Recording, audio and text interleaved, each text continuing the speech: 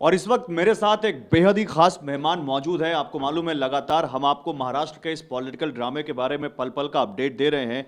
शरद पवार गुट के एनसीपी के सबसे मुखर चेहरे जो बढ़ चढ़कर शरद पवार जी की बातें सामने रख रहे हैं, जिनको शरद पवार जी ने चीफ विप बना दिया है एनसीपी का, जितेंद्र आव्हाड इस वक्त हमारे साथ हैं। जितेंद्र जी, बहुत स्वागत है आपका टीवी9 भारतवर्ष पर।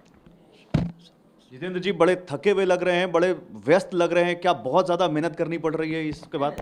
मेहनत वगैरह नहीं रहती, पर थोड़ा सा स्ट्रेस तो रहता है ना। अजीत पवार जी ने स्ट्रेस दे दिया? हालात, कोई व्यक्ति स्ट्रेस नहीं देती, हालात स्ट्रेस देता है। ये हालात ऐसे हो क्यों गए? अभी उसका कारण तो मैं नहीं जानता हूँ कि ऐसे हुए क्यों, लेकिन हुए, जिसका मुझे व्यक्तिगत तौर पे अंदाजा था। आप बड़ी बात कह रहे हैं। उसमें बड़ी बात क्या है? आपको अंदाजा था कि अजीत पवार पार्टी तोड़ने वाले हैं? बिल्कुल था। कैसे कैसे अंदाजा था?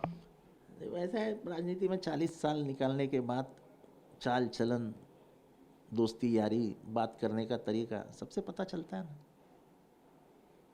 लेकिन अजीत पवार तो वो हैं जो शपथ लेने के बाद शरद पवार जी के बुलाने पर वापस आ गए थे, और वो अजीत पवार फिर पार्टी ने न केवल विधायक तोड़ रहे हैं बल्कि पूरी पार्टी पर कब्जा कर रहे हैं। तो वही है ना,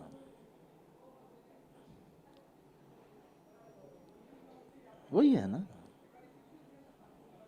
आप तो इतना ज्यादा खुलकर बोलते हैं, इतना बोलने से बच क्यों रहे हैं? ऐसा कि जो उन्होंने किया वो करने वाले थे, ये सभी को पता था। शरद पवार जी को भी पता था? उनका नहीं मुझे मालूम, लेकिन मेरे जैसे छोटे कार्यकर्ता को पता था ये करने वाले हैं। तो आप लोगों ने शरद जी को इसके बारे में बताया? मैंने बताया था। तो क्या रिएक्शन था उनका? बोले थे नहीं, मुझसे तो कह के गए हैं कि कुछ नहीं करेंगे। 6 तारीख को हमारी बैठक भी होने वाली थी, उसमें तय होने वाला था आगे क्या करना है। तो जिनको 25-25 साल मंत्री दिए बनाया है, सब इज्जत शौहरत सब दी है, वो जब कहते हैं जाके 7-8 जन के साथ मीटिंग लेंगे 6 तारीख को और फिर उसमें तय करेंगे क्या रहेंगी अपनी अगली रणनीति, तो शरद पवार जी क्या करें? भरोसा तो करना पड़ेगा।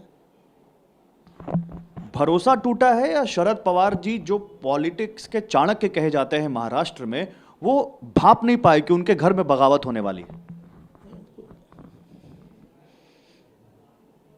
जब एक बाप को बेटा कहता हूं कि कल सुबह मैं आपको मिलने आ रहा हूं,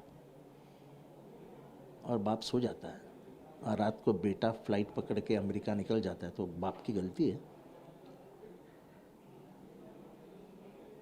आप कह रहे हैं बेटे ने बाप को धोखा दे दिया? मैंने जो कहा वो कहा। चलिए, तो आगे क्या, कैसे?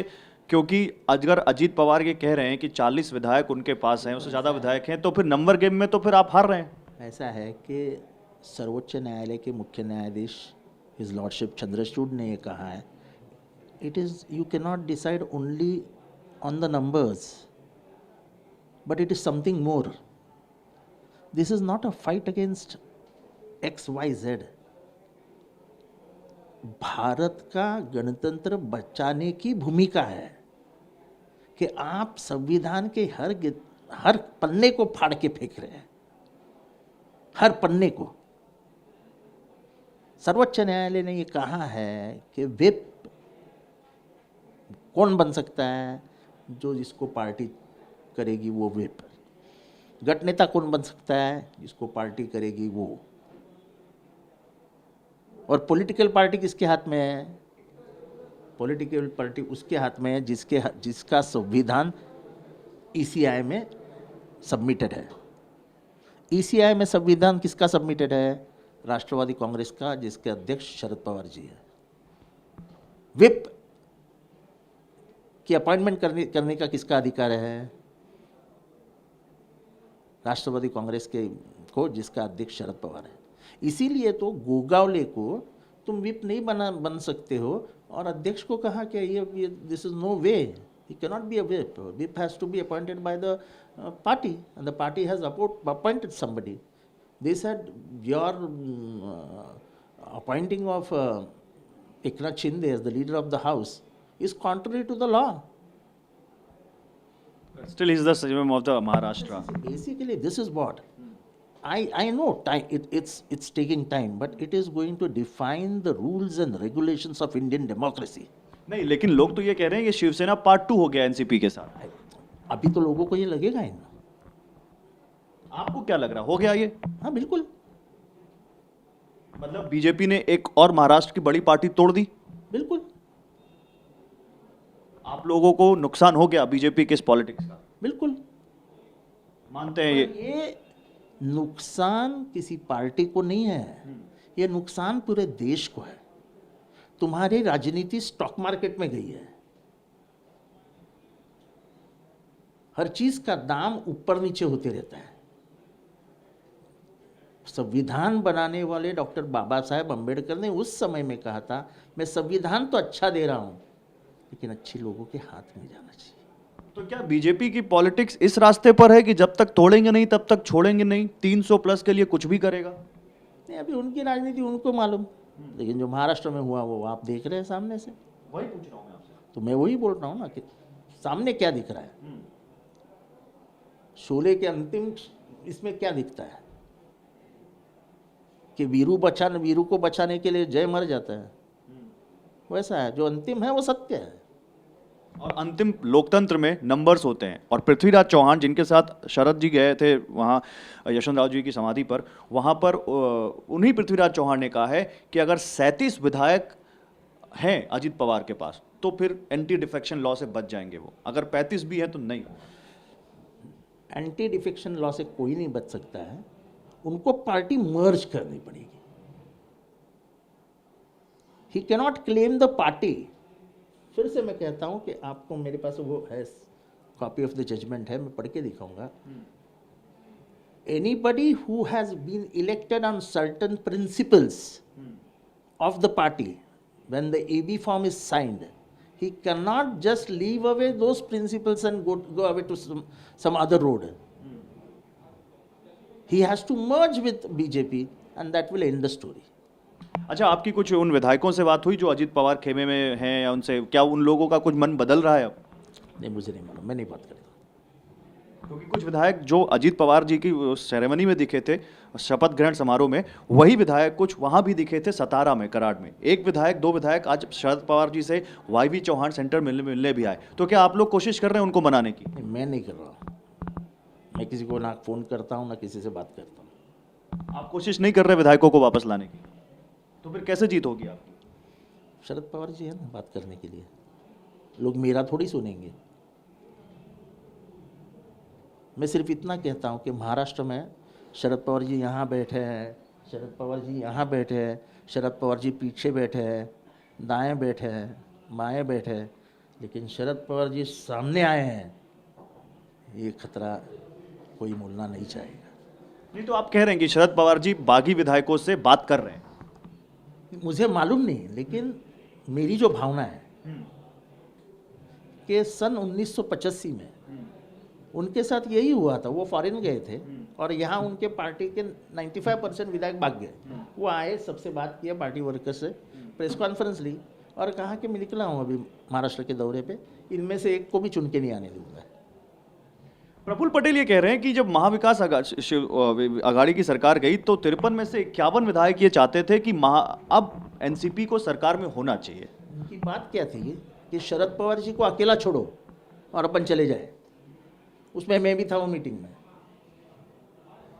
और मैंने भी सिग्नेचर कर दी थी।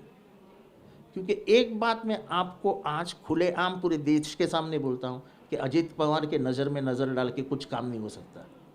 उसका डर इतना है लोगों के दिल में कि ये कुछ भी कर सकता है, तो उस डर की वजह से आदमी दूर रहता है। आप कह रहे हैं कि प्रफुल्ल पटेल ये कह रहे थे कि शरद पवार को छोड़ो और बाकी सब लोग चलो। मेरे बाजू में जो विधायक बैठे थे उन लोगों ने सुझाव भी दिया कि शरद पवार जी की उम्र हो गई, उनको अकेले रखो और चलो। तो फिर हुआ क्यों नहीं वो?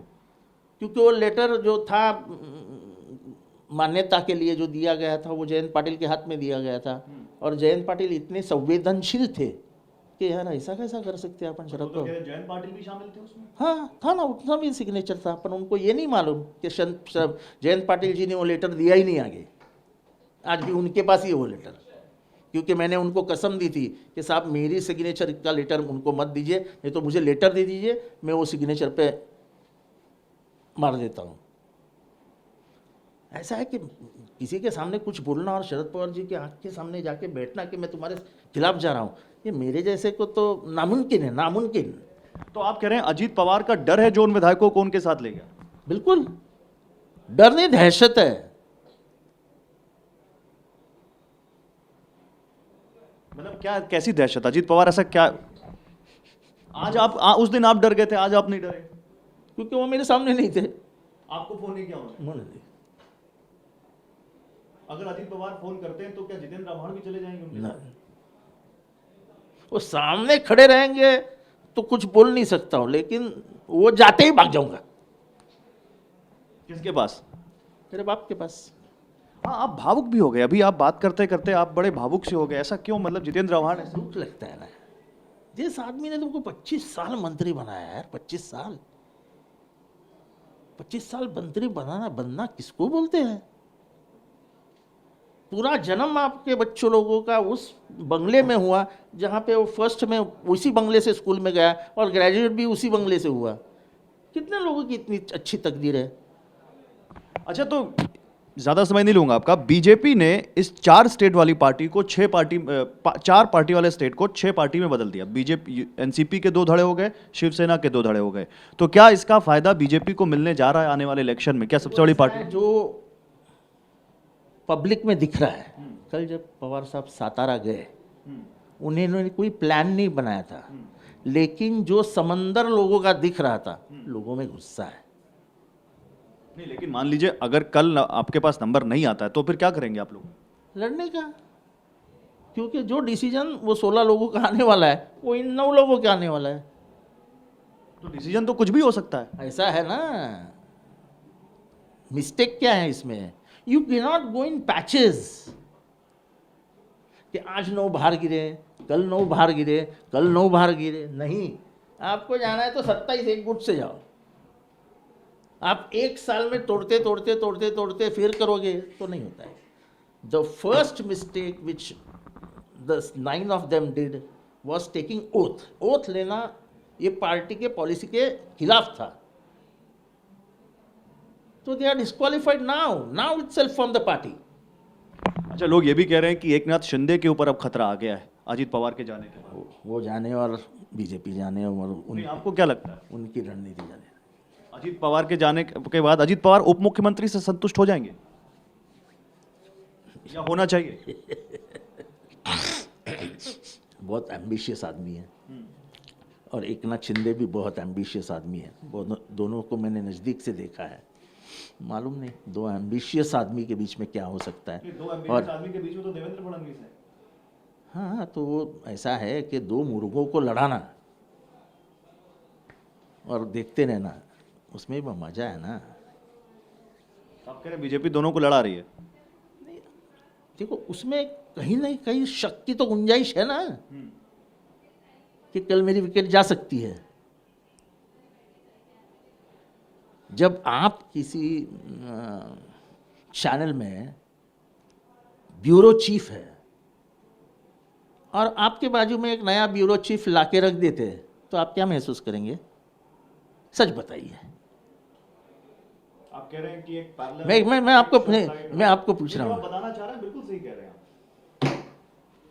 नेक्स्ट आखिरी सवाल, जितेंद्र आव्हाड यहां से आगे क्या देखते हैं भविष्य महाराष्ट्र की पॉलिटिक्स का?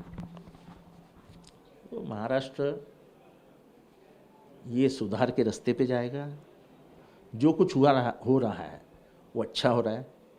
लोगों को समझ रहा है कि कितनी गंदी राजनीति महाराष्ट्र में हो रही है, और लोग इस बार सतर्क होके उन लोगों के हाथ में सत्ता देंगे जो विश्वासघात नहीं करेंगे। विश्वासघात के प्रति लोगों का बहुत गुस्सा है कि तो इन्होंने तो शेयर मार्केट बना दिया है खुद का। कोई 50 में बेचा जा रहा है, कोई 5 में बेचा जा रहा है, कोई कामों पे बेचा जा रहा है, कोई कॉन्ट्रैक्ट पे बेचा जा रहा है। तो ये थे जितेंद्र आह्वान और इनका कहना है कि लोगों के बीच हम जाएंगे और जो लोग फैसला करेंगे वो हम देखेंगे। और शरद पवार जी का चेहरा महाराष्ट्र की सियासत में सबसे बड़ा है। देखते हैं कल क्या होता है या आने वाले दिनों में महाराष्ट्र की पॉलिटिक्स में और एनसीपी को लेकर क्या होता है। कैमरा सहयोगी शुभाशीष के साथ गौरव अग्रवाल, TV9 भारतवर्ष, मुंबई।